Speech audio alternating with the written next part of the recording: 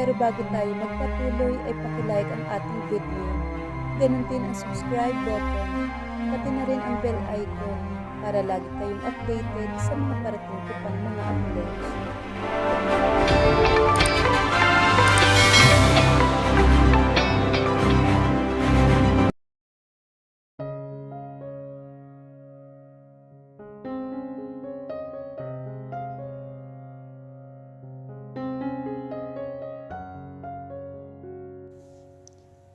Ba't ka nag-iimpake, mahal?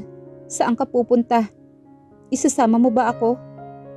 Nag-aalalang tanong ni Laila kay Leo nang makita nitong abala ito sa pag-iimpake ng mga damit nito. Magbabakasyon kasama ang magulang ko. Don't worry, mahal. 5 araw lang naman. Babalik din ka agad ako. Paliwanag niya sa babae ngunit tila hindi ito kumbinsido. Leo, iiwanan mo na ba talaga ako? Babalik ka na ba ulit dun sa baog mong asawa? Galit na hiyaw ni Laila kay Leo. Natigilan siya sa pag-iimpake at hinarap muli ang babae. Makinig ka, Laila. Just trust me, okay? Babalik ako sa'yo, don't worry. Pinagbigyan ko lang ang magulang ko. Yun ang request ni Daddy. Saad naman niya. So ibig sabihin magkasama kayo ng asawa mo? Naniningkit ang mga matang tanong ni Laila. Leo, paano kung sa loob ng 5 araw ay magkabalikan kayo? Paano kung hindi ka babalik sa akin? I suggest trust me, okay? Malakas na hiyaw niya rito. Medyo napalakas na yata ang sigaw niya sa babae sa hinang pagkagulat nito. So ano ngayon kung magkasama kami? You think sa ginawa ko kay Isabel ibabalikan pa niya ako? At ano sa tingin mo sa akin? Hindi ko paninindigan ang ginawa ko? You are carrying my child. Ang tagapagmana ko. Kaya walang rason para hindi ako bumalik sa'yo. Muli niyang sambit. Mahal, tanggihan mo na lang ang magulang mo. Pwede ka pa namang humindi, hindi ba? Mahal mo naman ako, hindi ba? Pwedeng dumito ka na lang sa tabi ko, mahal. Pagmamakaawa ni Laila sa kanya. Laila, kapag nalaman ng mga magulang ko ang tungkol sa amin ni Isabel, sa tingin mo ba maibibigay ko pa ang lahat ng gusto mo? Sa tingin mo ba magiging maganda pa ang buhay ng anak natin kapag nalaman nila na naghiwalay na kami? Hindi mo ba kilala ang daddy ko? Si Lucas del Carmen yun. Kailangan dahan-dahanin ang pagsasabi sa kanya. Mahina ang kalusugan niya ngayon dahil mayroon siyang enlargement of heart. Kaya pinagbigyan namin ang mga gusto ng daddy ko. Ganun din ang mga kapatid ko. Isa pa, masyadong mahal ni Dad si Isabel. Kaya kapag nalaman niya ang totoo, sa kangkungan tayo pupulutin. Wika niya sa babae. Humagulhol naman ito. Naiintindihan naman niya ang nararamdaman ni Laila. Buntis ito ngayon at panay ang mood swing nito. Ang sabi nga ng obigay nito ay kailangan niyang pagpasensyahan dahil first time na magbuntis ni Laila. Nauobserbahan na rin ni Leo ang mood swing nito. At medyo mainitin ang ulo. Wala naman siyang problema kung iiwan niya ito sa bahay. Kompletong stocks at may katulong naman ito. At saka kung kailangan itong mamili ay may gold card na ito na isuswipe lamang at mabibili na nito ang lahat ng gusto nito. Ipangako mo sa akin, mahal, na ako lang ang iisipin mo at huwag na huwag kang maniniwala sa babaeng yon. Hihintayin ka namin ng anak mo. Mag-iingat ka, ha? I love you so much. Mahigpit siyang niyakap ni Laila. Tila nahimasmasa naman ito nang marinig ang sinabi niya. Pangako, I love you too. Lumuhod siya at hinalikan ang tiyan nito. Hindi pa man obvious ang tiyan ni Laila. Maliit lang ito kung magbuntis. Bumaba na siya sa kondo at minaniho na ang kanyang sasakyan. Siyempre dadaan siya sa cafeteria ni Isabel. Siya ang susundo rito. Magtataka naman ang mga magulang niya kung hindi sila magkasamang darating. Nang makarating siya sa cafeteria ay pumarada na muli siya sa tapat kung saan kitang-kita niya ang kabuuan ng cafeteria. May iilang mga customers ang kumakain doon. Hinahanap ng mga mata niya si Isabel, ngunit hindi niya ito makita. Siguro ay nag-aayos pa ito o di kaya naman nakalimutan nito ang araw na ito. Naisipan na lang niyang puntahan ito sa loob. Nagutom din siya kaya mag-aalmusal na lamang siya sa loob. Binati naman siya ng mga empleyado sa loob na makita siyang pumasok. "Where's Isabel?" tanong niya kay Julie, ang manager ng cafeteria. Nagkatinginan naman muna sina Julie at iba pang waitress nang marinig ang kanyang tanong. "Nasa office po siya, sir," sagot naman ni Julie sa kanya. "Pwede mo pang sabihin sa kanya na nandito ako?" utos niya rito. "Pero sir, bilin po ni ma'am na huwag po silang istorbohin." Nauutal si Julie sa pagsagot sa kanya. Napamura naman siya. "May pupuntahan kami at naghihintay na ang mga magulang ko sa airport. Can you please tell your boss to hurry up?" Naiinis niyang sambit dito. "Pero sir, binilin po ni ma'am na huwag na po." "Sir, teka naman po, bawal po kayong pumasok." Sinubukan siyang pigilan ni Julie ngunit huli na dahil binuksan na niya ang pintuan ng opisina ni Isabel. Tila nagulat pa ito na makita siyang nakatayo sa pintuan. Pagkatapos ay tiningnan rin niya ang kasama nitong matangkad na lalaki. He is not a pure Filipino. Sa tantiyan niya, Italian ito.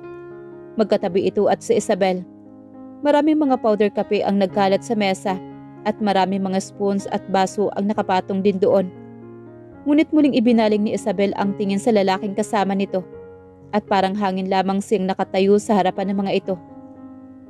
"Ma'am, I'm sorry po. Napakakulit po talaga niya," wika ni Julie na nakasunod sa likuran ni Leo. "It's okay, Julie," sambit ni Isabel sa babae at saka bumaling na naman ito sa lalaking kausap. "Gio, I think I like the macchiato. So what's your recommendation?" Tanong na naman ito. "You've got a good taste, Isa," wika naman ng Italiano kay Isabel. "So I think may bisita ka. May lakad ba kayo? Magkita na lang tayo pagbalik mo or magkita na lang tayo sa Italy?" "Of course not, Gio. Kahit ilang minuto ay pwede tayo mag-extend. Hindi naman siya importante kaya maghintay siya." Bulong pa ni Isabel sa lalaki pero dinig na dinig iyon ni Leo na nakatayo pa rin at tila natulos ang paa nito sa pintuan. "Can you just wait outside? Alam kong may appointment tayo sa mga magulang mo today, but most important visitor is here. Kaya baka naman pakisarado ng pintuan, please?" Walang ganang wika ni Isabel kay Leo. Okay. Isinara ni Leo ang pintuan pero nasa loob ito ng opisina ni Isabel. "Ang sabi ko, isara mo at pati ikaw. Sa labas na rin pwede. Parang ang sikip ng office ko for the three of us, Mr. Del Carmen." Pagpapalayas nito sa kanya. "Oh, the famous Leo Del Carmen? You mean siya yung..." Hindi makapaniwalang sambit naman ni Gio nang marinig ang pangalang Del Carmen. "Yeah, Gio, siya nga ang dati kong asawa." Sambit ni Isabel habang nakatingin kay Leo. "Hindi tayo magkakilala. Isa ka rin bang businessman, Mr. Gio?" Tanong naman ni Leo sa kausap ni Isabel. Yes, sure, I'm Gio. No, I'm not a businessman. I'm just a friend." "A very close friend of Isabel." Sambit naman ito. "I see. Ako nga pala si Leo Del Carmen, her husband. Dating asawa." Sambit naman ni Gio. "Oo, dating asawa niya." "Pwede ba, Leo? Can you just give a time to talk? Wala ka namang business dito, hindi ba? Nakakaistorbo ka lang." Utos ni Isabel at itinuro pa nito ang pintuan. Lumabas naman siya ng opisina na iyon at nag-antay na lamang sa labas. Umorder siya ng pang-almusal niya at natapos na siyang kumain. Pero hindi pa rin lumalabas ang dalawa sa loob. "That's really great. I love the taste of it." Nakangiting wika ni Isabel na magkasama ang dalawang palabas ng opisina nito. "Oo nga, don't worry. Papatikim ulit kita next time. So hintayin kita sa Italy, Isa, okay?" Wika nito sa kanya. "Sure, Gio. Maraming salamat talaga ha." Wika ni Isabel sa lalaki. Buhat nito sa isang kamay ang purple na backpack ni Isabel. "Hey Leo, tara na." Tawag nito sa kanya. Tumayo naman siya at sumunod sa likuran ng dalawa. He opened the hatch of the car at ipinasok naman ni Gio ang mga gamit ni Isabel sa loob. Wala silang imikan sa loob ng kotse ni Leo. Wala siyang panahon na makipag-usap rito. Para siyang pupunta sa shooting sa araw na ito dahil ang lahat ng gagawin nila ay pawang pagpapanggap. "I'm glad you are hanging out with someone else." Putol nito sa katahimikan sa pagitan nila Hindi niya ito pinapansin. Ayaw niya itong kausapin dahil mamaya ay mapipilitan na naman siyang kausapin ito. So, what's the score between you two? Ha? Dagdag pa nito. Nagkibit-balikat lamang siya sa mga tanong nito. Ano pa ang pakialam nito kung sakali mang may kasama siyang iba? Do you want to keep it private? Magaling ba siya? Muling tanong ni Leo. Ano bang problema mo ha? Could you just please stop talking or even asking me about my life? Wala ka nang pakialam kung may relasyon man kami o sumama ako sa ibang lalaki. Dahil hiwalay na tayo, hindi ba? Ayaw kitang kausapin kaya stop asking me.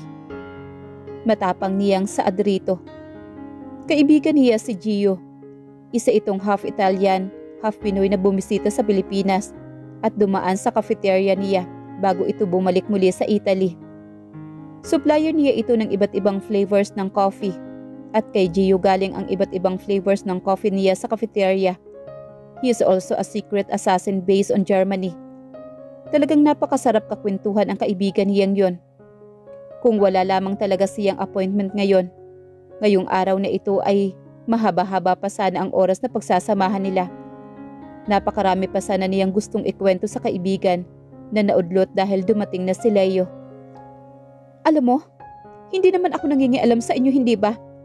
Kung tutuusin nga, wala pa kayong karapatang magsama dahil hindi pa ina-approve ang papeles natin. Pero tingnan mo ako, ginugulo ko ba kayo? Hindi naman, di ba? Makinig ka, Leo. Wala na tayong pakialamanan simula ngayon. Yun naman talaga ang gusto mo, hindi ba? Pinagbibigyan na kita. Magkahalong inis ang namutawi sa boses niya. Okay, sagot nito. Stop the car. I said stop it. Utos niya sa asawa. Nakakita siya ng mangustin na ibinebenta sa kanto at bigla siya naglaway. Bumaba siya at binalikan ang tindahan at bumili ng isang bungkus ng mangustin. Nakita niyang napapailing na lamang ang lalaki sa kanya nang makitang kumakain na siya ng prutas. O ano pang hinihintay mo? Kung sa tingin mo ay bibigyan kita, hindi no? Bumaba ka't bumili ng para sa'yo. Wika niya sa lalaki na makitang nakatingin lamang ito sa kanya. Hindi ka bibili? Then, start the car. Utos niya rito. Takam na takam siya sa mangustin. Naubos niya kaagad ang isang bungkus dahil napakatamis nito. Nag-aabang pa nga siya sa labas ng bintana. Kung alam lang niyang wala nang nagtitindang iba, ay pinakyaw na sana niya ang prutas ng ali kanina. Nakita niyang napapailing na lamang si Leo sa kanya. Habang tumatakbo ang sasakyan ni Leo ay may dalawang itim na sasakyan ang humarang sa daan nila. Medyo masukal ang pinagdadaanan nilang alternate route patungo naman sa airport. Mula sa dalawang kotse ay bumaba ang apat na kalalakihan na nakasuot ng kulay na itim. What the? Wika naman ni Leo na makita ang mga lalaki sa labas na palapit sa kotse nila. Lock the doors. Utos niya sa asawa. Is this a bulletproof? Tanong naman niya rito. Yes, why? Maang na tanong nito. Good. Dahil kung hindi, baka sa susunod na taon ay death anniversary mo na. Kahit anong mangyari, huwag na huwag kang lalabas, okay? Wika niya rito. Lumabas siya sa kotse at hinarap ang apat na kalalakihan. Ano ang kailangan ninyo? Tanong niya sa mga kalalakihan at imbes na sagutin siya, ay nagsitawanan ang mga ito. Nakakatawa kayo, ang papangit ninyo. Wika niya sa mga ito at bigla na lamang bumunot ng baril ang isa. Nasaan ang asawa mo? Tanong nito. Wala akong asawa, sagot naman niya. Driver ko yung kasama ko. Pinagluloko mo ba kami? Gusto mo bang iputok namin sa'yo ang baril na ito? Galit na saan ng lalaking may baril. Ang tatlo naman ay kampanting nakasandal na ngayon sa sasakyan at parang nanonood lamang ng drama movie. Mabilis siyang gumalaw upang hawakan ang baril nito at tinanggal ang magasin ng baril at isinuntok iyon sa mukha ng lalaki. Binayagan niya ito gamit ang tuhod niya at nang yumuko ito, sinipa niya ang baba nito at humandusay ito sa harapan ng tatlong kalalakihan. Bago pa man makagalaw ang tatlong lalaki, ay naibalik na niya ang magasin sa baril at isa-isang pinaputok ang mga ito. Pumasok siya sa kotse kung saan naiwang nakatanga si Leo. Ano pa bang hinihintay mo? Tara na! Hihintayin mo pa ba ang mga kasama ng mga yan? Bago sila kumaripas ng takbo ay kumuha ng litrato ng mga kotseng gamit ng mga taong humarang sa kanila at ipinadala niya iyon kay Caitlin. Nanginginig si Leo habang nagmamaneho ito. Natatawa siya sa itsura nito sa sandaling iyon. If I were you, ibalik mo na ulit ang mga security guards mo. A billionaire like you should always be careful dahil marami kang kalaban sa paligid. Sambit niya sa lalaki. Aray? Sambit niya habang hawak-hawak ang tagiliran niya. You, how did you do it? Tanging sambit nito. Ayun ba? Wala. I learned it from YouTube. Pagsisinungaling niya. Niloloko mo ba ako, Isabela? Hindi mo na kailangang malaman pa, Leo. You only know half of me as your wife, but the other half is secret that you will never know. Kaya mag-iingat ka palagi. Nagkikinig ka naman siguro sa mga news, hindi ba? Businessmen are being assassinated. Delikado ang mundo ngayon, Leo. Lalo na't wala kang protector. Pagbalik natin, ihanda mo na ang mga bodyguards mo, ha? Hindi pa tayo hiwalay. Baka sa akin mapupunta ang lahat ng kayamanan mo at hindi sa kabit mo. Aniya, how could I trust you, Isabel? After seeing your capabilities, how can I be sure that you're not an enemy? Ikaw lang naman ang galit sa akin, hindi ba? Bintang nito sa kanya. Gago ka ba?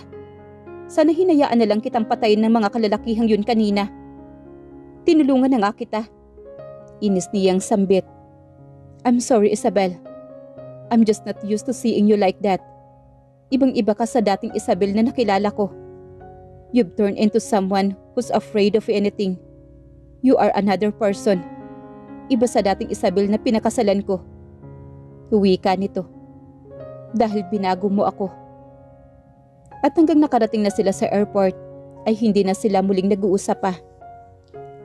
Sa isang island sila nagtungo na pawang mga VIP lamang ang lahat na naroroon. May malalaking gusali sa isla na iyon na parang nasa syudad rin. Kung sino man ang pupunta roon. Napakaganda ng lugar lalo na at iba't ibang klase ng rock formation. Ang isa sa mga nagpapaganda sa lugar na iyon aside sa napakalinis at linis na tubig dagat, the islands was also surrounded by coconut trees. Lucas and Anita del Carmen rented a exclusive villa na animoy mansyon lamang dahil kumpleto rin ang gamit sa loob. 4 ang kwarto at kasama ang palad ay sa iisang kwarto sila ni Leo. Hindi naman kasalanan ng mga biyenan niya dahil sa mata ng mga ito ay mag-asawa pa rin silang dalawa. Don't worry, sa sahig ako matutulog. Uwi ka nito sa kanya pagkatapos nilang dalhin ang kanilang mga gamit sa loob. Abi dapat lang no, at saka ayaw ko rin naman talagang matulog na kasama ka, baka bangungutin ako. Uwi ka niya. Isabel, pagkatapos nito, dahan-dahan kong sasabihin kay Dad ang tungkol sa atin. Uwi ka nito. Aba dapat lang Leo, sa ginawa natin to parang pinapaasa rin natin sila. Kaya dapat lang na malaman nila at ikaw ang dapat na magsabi nun. Sagot naman niya rito. Sasagot pa sana sila yung ngunit isang katok ang nagpahinto sa pag-uusap nila. Ang mga biyenan niya ang nasa labas ng pintuan. Salamat mga anak at hindi nyo talaga kami binigo sa mga kahilingan namin. Nagpapasalamat na sambit ni Lucas del Carmen. Ma'am, Dad, para po sa inyo gagawin po namin. Wika naman ni Leo. Oo nga po Papa El, ang lakas mo po sa amin. Di ka namin kayang tiisin. Nakangising wika naman niya. Umupo ang dalawa sa couch sa loob ng kwarto. Dumaan pala kami to inform that dumating na ang food na in-order namin. Kaya bumaba na kayo at kakain na tayo. Nasa baba na rin ang mga kapatid mo Leo. Wika naman ng mama niya. Bumaba silang 4 na makita niya ang mga nakahandang iba't ibang mga prutas at pagkain sa mesa. Ay bigla siyang natakam. Nakalimutan na yata niyang hindi sila magkaayos ni Leo dahil hindi niya pinalampas ang mga prutas na nakahanda. May melon na ubod ng tamis, hinog na mangga at marami pang iba. Nang lumingon siya sa katabing si Leo ay nakanganga lamang ito habang nakatingin sa kanya. Naku Leo, hayaan mo na si Isabel. Ganyan kumain ang mga buntis. Nakangising sambit ng biyenan niya. Muntik na niyang lunukin ang buto ng mangga nang marinig ang sinabing iyon ng biyenan. Ma'am, she's not pregnant. Mahinang wika naman ni Leo. Gutom lang siya, dagdag pa nito. Sorry ma'am, opo gutom lang po talaga ako. Ang sarap pala ng mga prutas dito sa isla. Tipid niyang sambit. Naalala na naman niyang baog siya. Kapag usapang buntis talaga ay nangihina siya. Parang ang baba ng tingin niya sa sarili niya dahil hindi siya makapagbigay ng anak sa asawa. Kaya nga pinili nito si Laila, hindi ba? Dahil magkakaanak na sila. Samantalang siya ay walang binatbat sa batang karelasyon ni Leo. Tumigil na siya sa pagkain. Nawalan tuloy siya ng gana. Parang naalala na naman niya ang araw na pinili ni Leo ang babae nito.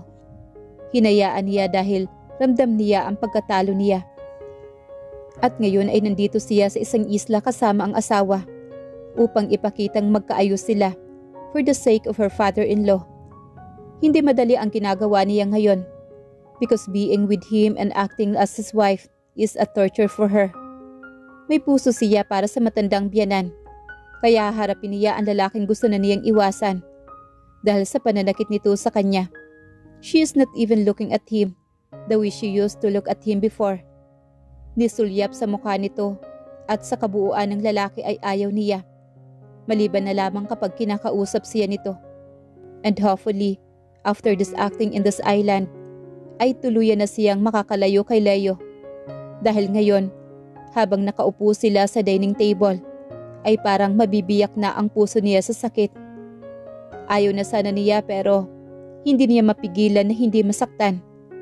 Masakit na makaharap ang mga taong importante sa buhay mo, pero alam mong may hangganan na ang inyong pagsasama. Sana magkaroon na kami ng apo, Leo. Isabel, kailan ba kayo makakabuo? At na kaming magkaapo ng mami ninyo. Sana hindi na matatagalan pa ang paghihintay namin. Wika naman ni Lucas del Carmen sa kanila. Malapit na, Dad. Si Leo ang sumagot. Bigla siyang nakaramdam ng kirot sa kanyang puso. Nakikita niya sa mga mata ni Leo na puno ng pananabik habang sinasabi niya ang mga salitang iyon sa kanyang mga magulang. Abay, salamat naman kung ganoon. Wika naman ni Senyora Anita. Pagkatapos niyang kumain ay nagpaalam na muna siya upang magpahangin na muna sa labas. Parang nasasakal siya sa tuwing titingnan ang mukha ng asawa, her soon-to-be ex-husband. Matagal pa pala dahil pinaglaruan nila ang divorce paper sa pamamagitan ni Atty. Sheena, iisa sa mga kaibigan nila. Lumabas siya sa villa at naglakad-lakad na muna sa labas. Nakakamiss ang lumanghap ng sariwang hangin. Naalala niya dati noong nagdi-date pa lamang silang dalawa ni Leo. Sa dalampasigan sila palaging namamasyal at nagkukwentuhan, minsan ay naghahabulan. Napakarami nilang alaalang magkasama. Mga masasaya at mga malulungkot na alaala na magkasama nilang hinaharap. Di niya lang lubos akalaing napakadali lamang na naitapon ni Leo ang masasayang alaalang iyon. Para sa kanya it was something to cherish and something to remember. Mga alaalang iyon ang naging dahilan upang mas maging matatag ang kanyang nararamdaman para sa asawa. Umupo siya sa baybayin habang tinatanaw ang nagkikislapang ilaw sa tabi ng dalampasigan. Marami mga taong dumaraan. Karamihan ay mga masasayang mga magkapareha. Tanaw niya ang kasiyahan sa mga mukha ng mga taong ito. Ganito pala kapag broken-hearted ang isang tao. Ang sarap namnamin ang bawat segundo, kahit mag-isa ka lamang.